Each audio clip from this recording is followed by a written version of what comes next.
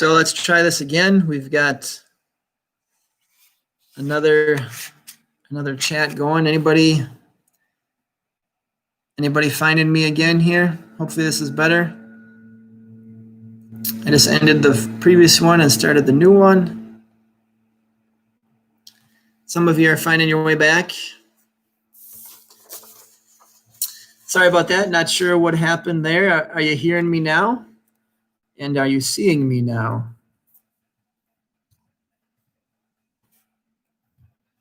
Can you hear me and see me? Anybody that's there?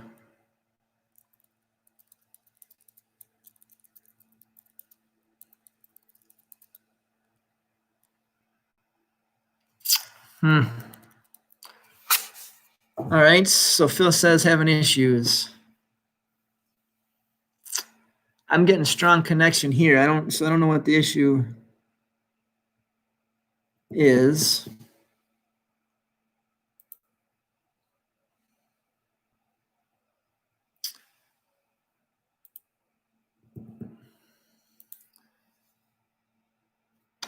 So I've got a strong signal, but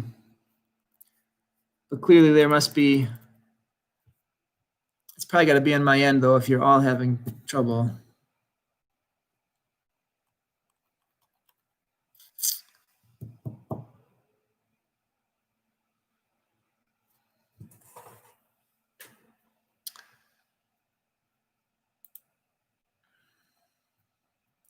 So I'm only seeing 4 out there.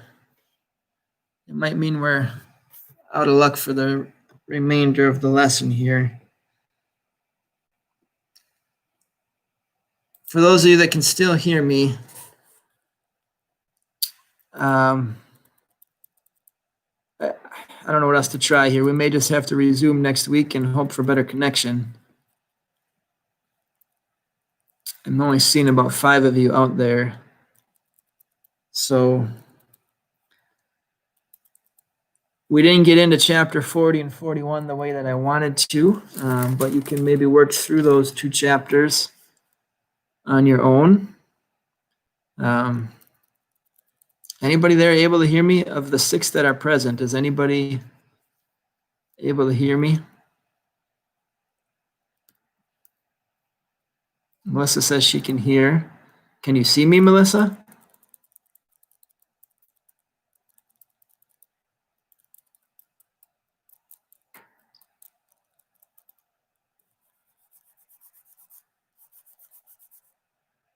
Okay, so Melissa says it's good. Unfortunately, I think we lost most of our folks.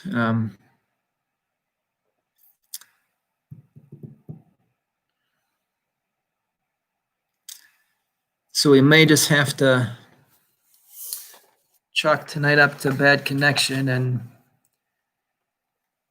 jump back in next time.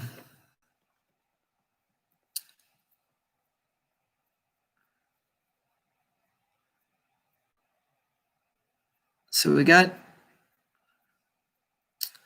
can give it a minute, Melissa, like you suggest. So I just went over the 4-minute mark on this new stream. We've been sitting at 5 people for most of those 4 minutes. So we can give it a little while, but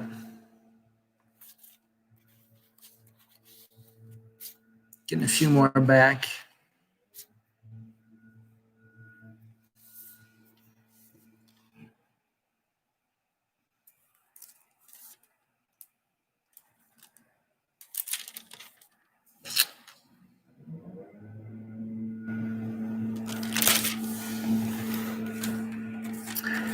Yeah, I'm inclined, guys, to maybe call it for tonight. Just real quickly, chapter 40, captain of the guard is Potiphar. I don't know if I caught that always until maybe the last couple of times I read through that. The dreams, I think you obviously can read and explain there. And they're fulfilled and played out exactly the way that Joseph predicts that they will. And then they forget about Joseph, of course. God has something else in mind for him, and he hangs out there and learns and grows, and he, again, is given a high position.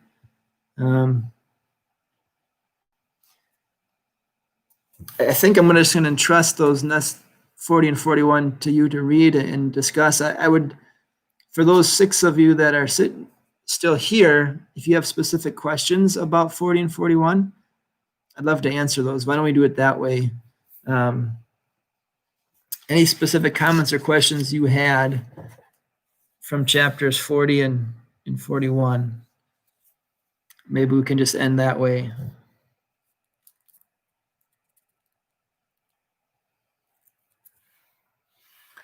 Anybody have a thought or a comment?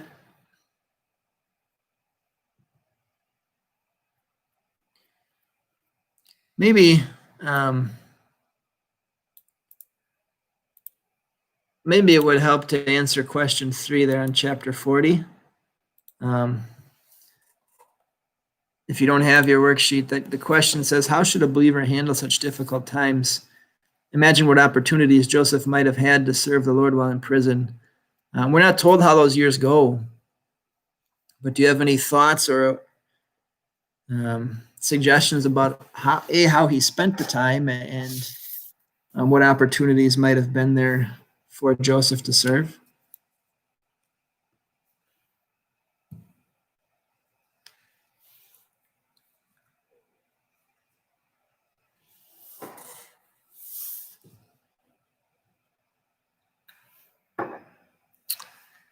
The connection isn't looking great here. So Phil's still having issues. Okay, and it sounds like Phil's hearing here that's not unique to us. Phil, YouTube's been having some problems lately. Okay. Good comments coming through here. So Melissa, he continued to live with integrity and his good character. Yeah, and again, people notice that. They put Joseph in charge, and again, if that's Potiphar, he maybe comes to see the truth too, right? That Joseph is an honest, humble guy, and you wonder too, how did that play out? Did they have a chance to talk through or reconcile what had happened? Did Joseph have a chance to tell his side of the story?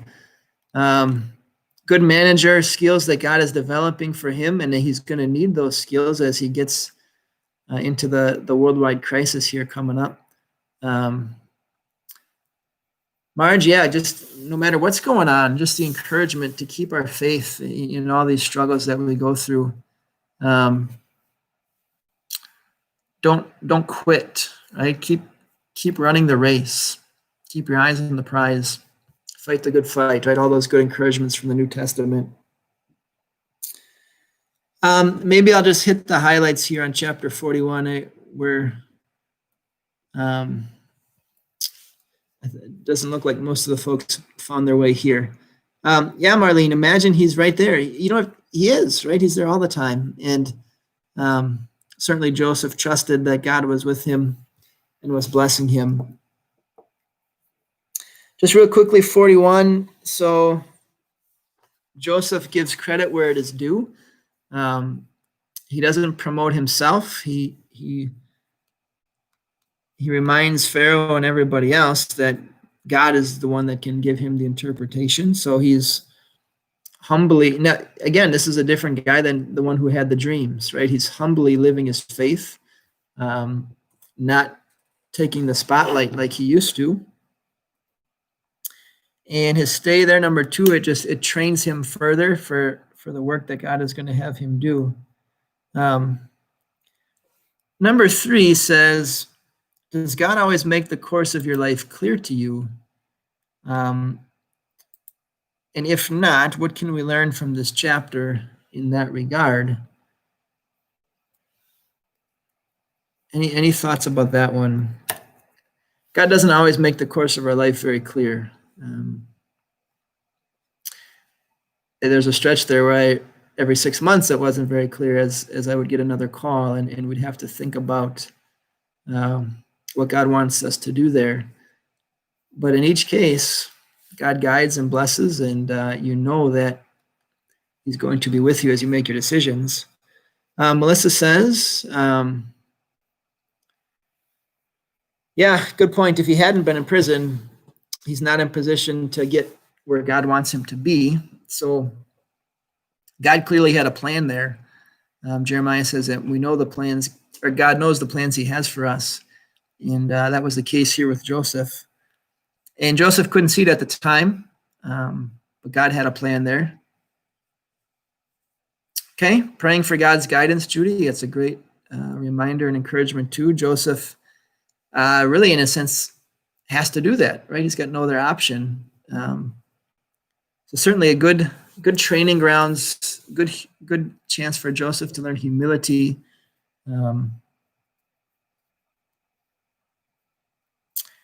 And then I maybe just broader question, why does God pick Joseph? Of all the people, so God knows this famine is coming. He knows he needs to get his people down to Egypt. He's got these 12 boys, and Joseph is the arrogant, prideful one. Why pick Joseph? If you're God, why is he the one you go with? Any thoughts there? Why Joseph? Maybe we'll end on that one tonight. Why do you think he picked Joseph?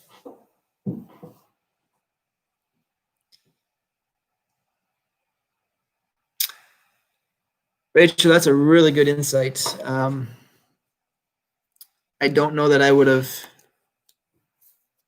thought of that. Jacob, he loved Joseph so much. That's a really good insight. Maybe that's the only way to get Jacob to move, to get him to go. Good point. Any other? I think that's a good observation. Any other reasons why? Why Joseph? Why Joseph?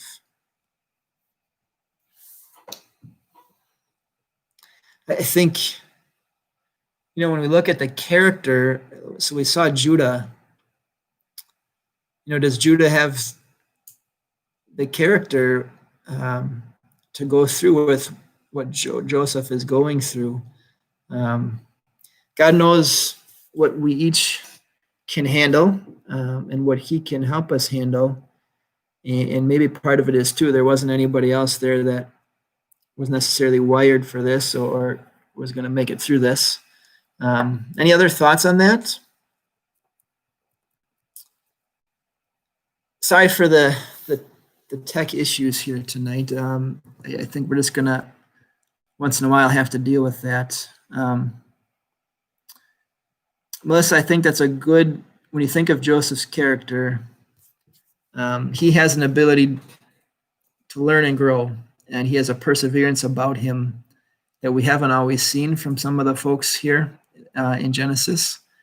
So certainly a good quality of Joseph's for us to emulate, and certainly something to notice as we watch him. Any other observations or questions from chapters 40 and 41 tonight? Really, 41 kind of kicks off the theme of God is at war with idolatry. We're going to see that play out through the Egyptians, their magicians, and their gods. In the end, of course, God is going to win that, but that'll bleed over into Exodus too. That conflict, which in the end God is going to win. Any other questions or comments on 40 or 41? Another good observation, Rachel. Yeah, the way Joseph carries himself and conducts himself, it's enviable. It is humbling. I don't know that I would have had the so you said you would have been frustrated, and I would say I don't know that I would have had the patience that it would have taken, the ability to persevere like that, the discipline to live your faith under that scenario for that long. Yeah, certainly a lot to like here from Joseph, a lot to learn from. And you think about, such a prideful guy. Boy, God really molded him, didn't he? God really molded his character into what he wanted it to be. Good stuff. Patience, yeah. I can't even imagine, Cam, what that would have been like. And boy, think of how many people saw. So all the things you guys are noticing, it would have been so much more clear in person. So how many people does Joseph impact? How many people does Joseph witness to? How many people see his light shining and are led to want to find their Lord too? Just neat to see from Joseph. Good. I know that did not necessarily go according to plan tonight.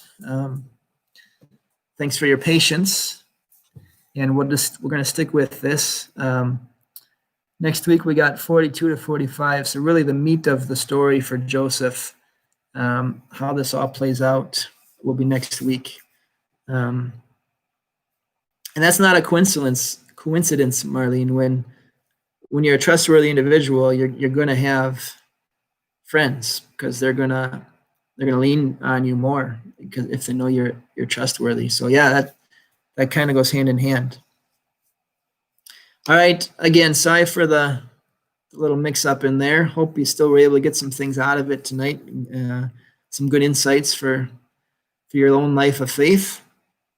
Blessings as you read through chapters 42 to 45 for next time. That sheet went out last week. And then ideally next week, if we have our usual crowd, we'll make our final decision on what's coming next. There are three topics we'll be voting on: Exodus, or New Testament epistles, and there's also a suggestion for Revelation. So those will be the three choices we'll talk about next week moving forward. And thanks, everybody, and happy to, as always, to chat with you here. God bless you. Have a good rest of the night, and we'll try again next Tuesday. All right? Take care, everybody.